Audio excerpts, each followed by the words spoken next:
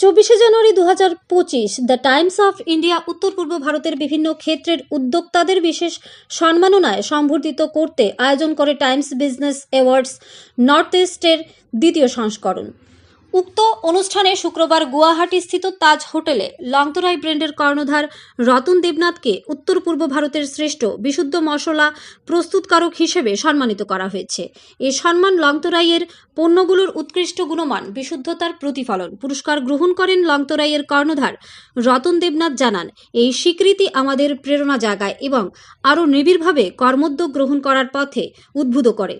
পাশাপাশি এই স্বীকৃতি আমাদের দায়িত্বকে আরও বাড়িয়ে দিয়েছে। জাতীয় স্তরের প্রথম সারির সংবাদ মাধ্যম দ্য টাইমস অফ ইন্ডিয়ার দ্বারা লংতরাই ব্র্যান্ডকে জ্ঞাপিত এই সম্মানে উচ্ছ্বাসিত ছোট্ট পার্বত্য রাজ্য ত্রিপুরার আপামর জনগণ। এই ব্র্যান্ডের অংশ হতে পেরে লংতরাই পরিবারের প্রত্যেকটি সদস্য এবং কর্মী গর্বিত।